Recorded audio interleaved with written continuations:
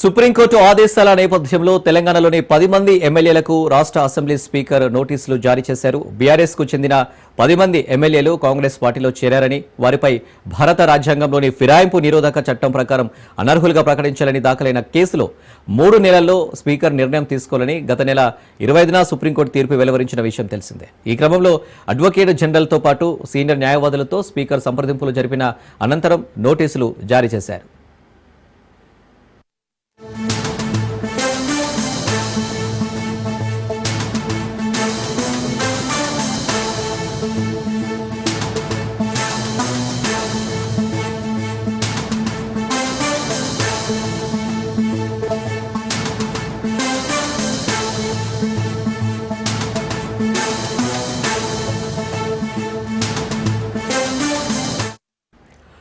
అయితే పార్టీ ఫిరాయించిన కడియం శ్రీహరి, దానం నాగేందర్, పోచారం శ్రీనివాసరెడ్డి, సంజయ్ కుమార్, తెల్ల వెంకట్రావు, అరికపుడి గాంధీ, కాల యాదయ్య, ప్రకాష్ గౌడ్, కృష్ణమోహన్ రెడ్డి, మహిపాల్ రెడ్డిలపై అనర్హత వేటు వేయాలని బీఆర్ఎస్ కోరింది. అయితే సుప్రీంకోర్టు ఆదేశాల నేపథ్యంలో వీరందరికీ నోటీసులు ఇచ్చి వివరణ తీసుకున్న తర్వాత స్పీకర్ తుది నిర్ణయం తీసుకునే అవకాశం ఉంది. అయితే ఇందులో ఒకరిద్దరు తాము కాంగ్రెస్ పార్టీలో చేరలేదని ప్రకటించారు. అయితే ప్రస్తుతం స్పీకర్ తీసుకునే నిర్ణయంపై సర్వత్రా ఆసక్తి నెలకొంది. ఇక ఈ అంశం తెలంగాణ రాజకీయ వర్గాల్లో ఇప్పుడు హాట్ టాపిక్గా మారింది.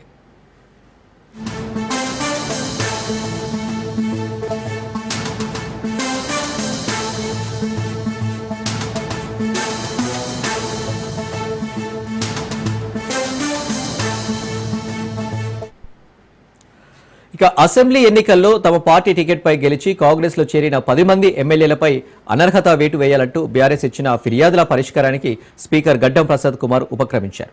బీఆర్ఎస్ ఫిర్యాదు దృష్ట్యా విచారణకు హాజరై వివరణ ఇవ్వాలని 5 ఎమ్మెల్యేలకు ఆయన నోటీసులు జారీ చేశారు.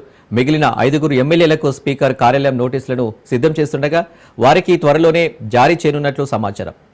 ఎమ్మెల్యేలు దానం నాగేందర్, కడియం శ్రీహరి, పోచారం శ్రీనివాసరెడ్డి, అరికపుడి గాంధీ, తెల్ల వెంకట్రావు, సంజయ్ కుమార్, కాల యాదయ్య, ప్రకాష్ గౌడ్, కృష్ణమోహన్ రెడ్డి, మహిపాల్ రెడ్డిపై స్పీకర్కు బీఆర్ఎస్ ఫిర్యాదు చేసిన విషయం తెలిసిందే. అయితే ఫిరాయింపు ఎమ్మెల్యేలపై నిర్ణయం తీసుకోవడంలో జాప్యం చేస్తున్నారంటూ దాఖలైన పిటిషన్పై విచారణ జరిపిన సుప్రీంకోర్టు 3 నెలల్లోగా స్పీకర్ నిర్ణయం తీసుకోవాలంటూ జూలై 25న తీర్పిచ్చింది. ఈ నేపథ్యంలో న్యాయ నిపుణులతో స్పీకర్ ప్రసాద్ కుమార్, శాసనసభ వ్యవహారాల మంత్రి శ్రీధర్ బాబు చర్చలు జరిపారు. నిర్ణయం పూర్తిగా స్పీకర్ పరిధిలోన్నదేనని అసెంబ్లీ వర్గాలు చెబుతున్నాయి.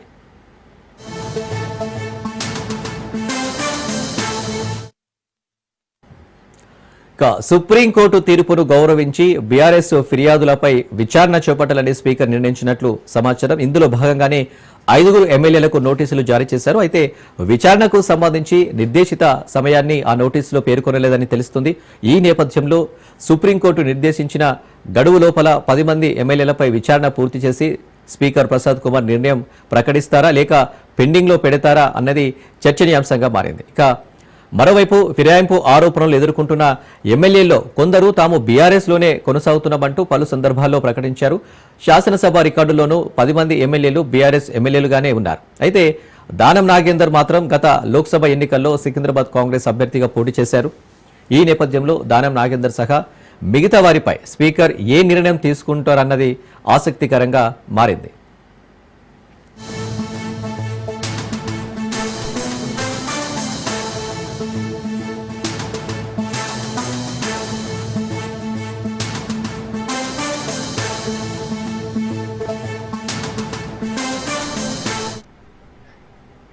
రైట్గా దీనికి సంబంధించి మరిన్ని డీటెయిల్స్ మా ప్రతినిధి సైదులు అందిస్తారు.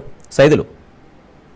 అనిల్, పార్టీ మారినటువంటి ఎమ్మెల్యేలు కి స్పీకర్ నోటీసులు జారీ చేశారు. 5 ఎమ్మెల్యేలకు స్పీకర్ నోటీసులు జారీ చేసినట్టు కూడా మనకైతే సమాచారం. అయితే బండ్ల కృష్ణమోహన్ రెడ్డి ధృవీకరించారు. నాకు నోటీసులు అందాయి. గద్వాల ఎమ్మెల్యేగా ఉన్నటువంటి బండ్ల కృష్ణమోహన్ రెడ్డి ఆయన 2023 శాసనసభ ఎన్నికల సమయంలో బీఆర్ఎస్ పార్టీ నుంచి బండ్ల కృష్ణమోహన్ రెడ్డి గద్వాల నుంచి గెలిచారు. ఆ తర్వాత కాంగ్రెస్ పార్టీ అధికారంలోకి రాగానే వెంటనే ఆయన బీఆర్ఎస్ పార్టీని విడి కాంగ్రెస్ గుడికెళ్లారు. అయితే స్పీకర్ 5 ఎమ్మెల్యేలకు, పార్టీ మారినటువంటి 5 ఎమ్మెల్యేలకు నోటీసులు ఇచ్చినట్టు మనకి విశ్వసనీయ సమాచారం. దానిలో భాగంగా ఒక్కరు మాత్రమే ధృవీకరించారు. అంటే నాకు స్పీకర్ నోటీసులు ఇచ్చారు, సో నేను అందుకున్నాను, సో ఖచ్చితంగా వారం రోజుల్లో నేను సమాధానం చెప్తానని చెప్పేసి కూడా బండ్ల కృష్ణమోహన్ రెడ్డి చెప్పారు. ఇక మిగిలిన నలుగురు ఎవరనేది కొంత మనకి కాసేపట్లో తెలిసే అవకాశం ఉంది. ఎందుకంటే అధికారికంగా వారు మాత్రం చెప్పినప్పుడే తెలుస్తుంది. ఎందుకంటే పార్టీ మారింది 10 మంది కాబట్టి 5 ఎమ్మెల్యేలకి నోటీసులు స్పీకర్ ఇచ్చారు కాబట్టి మరి ఎవరికి ఇచ్చారనేది కూడా మరి వారు అధికారికంగా చెప్తేనే మనకి తెలిసే అవకాశం ఉంటుంది. సో అది కూడా మరి కాసేపట్లో మనకి తెలుస్తుంది. సో ఏదేమైనా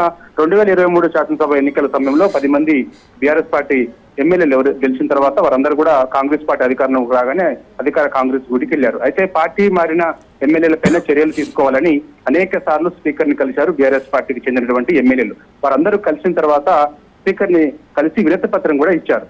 ఏమని పార్టీ మారినటువంటి ఎమ్మెల్యేల పైన చర్యలు తీసుకోండి అని చెప్పేసి వినతి పత్రం ఇచ్చినప్పుడు స్పీకర్ కొంత నిర్లక్ష్యం చేస్తున్నారని గ్రహించి హైకోర్టుకి వెళ్ళారు. హైకోర్టు తర్వాత సుప్రీంకోర్టుకి వెళ్ళారు. సుప్రీంకోర్టులో పిటిషన్ అంటే 2-3 సార్లు ఒకటి స్పెషల్ లీవ్ పిటిషన్, మరొకటి రిట్ పిటిషన్ దాఖలు చేసి పార్టీ మారిన ఎమ్మెల్యేల పైన చర్యలు తీసుకోవాలని చెప్పేసి కూడా హైకోర్టు మెట్లు ఎక్కడంతో హైకోర్టు ఒక తుది తీర్పు ఇచ్చింది.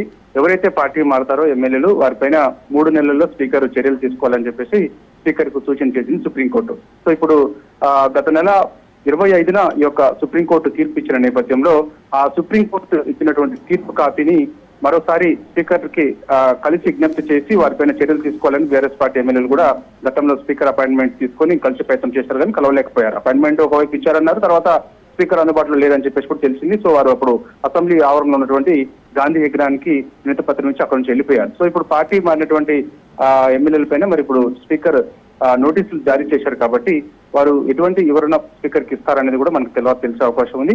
మరి 3 నెలల్లో చర్యలు తీసుకోవాలంటారు కాబట్టి ఒకవేళ వారు ఇచ్చే వివరణ సంతృప్తికరంగా ఉంటుందా అసంతృప్తికరంగా ఉంటుందా ఏంటనేది స్పీకర్ మీద ఆధారపడి ఉంటుంది. సో మరి స్పీకర్ ఒకవేళ పార్టీ మారిన ఎమ్మెల్యేల పైన చర్యలు తీసుకుంటే మాత్రం 10 మంది ఎమ్మెల్యేల పైన చర్యలు తీసుకోవాల్సి ఉంటుంది. ఎందుకంటే ఖైరతాబాద్ ఎమ్మెల్యే దానం నాగేందర్ ఆయన బీఆర్ఎస్ పార్టీ నుంచి గెలిచి కాంగ్రెస్ గుడికి వెళ్లారు. ఖమ్మం నుంచి తెల్లం వెంకట్రావు భద్రాచలం నుంచి గెలిచినటువంటి ఎమ్మెల్యే ఉమ్మడి ఖమ్మం జిల్లాలో బీఆర్ఎస్ పార్టీకి ఒకే ఒక్క స్థానం దక్కింది, అది కూడా భద్రాచలం నుంచి గెలిచినటువంటి తెల్లం వెంకట్రావు ఆయన అధికార కాంగ్రెస్ గుడికి వెళ్లారు. ఇక మనకి బండ్ల కృష్ణమోహన్ రెడ్డి గద్వాల నుంచి గెలిచారు, ఆయన కూడా కాంగ్రెస్ గుడికి వెళ్లారు. తర్వాత పటాన్చెరు గూడెం మైపాల్ రెడ్డి ఆయన బీఆర్ఎస్ పార్టీ నుంచి గెలిచి ఆయన కాంగ్రెస్ గుడికి వెళ్లారు. చేవెళ్ల కాల యాదయ్య గాని, అదేవిధంగా పోచారం శ్రీనివాస్ రెడ్డి గాని, తర్వాత మళ్ళా రాజేంద్ర నగర్ నుంచి చూస్తే మాత్రం ప్రకాష్ గౌడ్ గాని, అదేవిధంగా జగిత్యాల ఎమ్మెల్యే సంజయ్ గాని.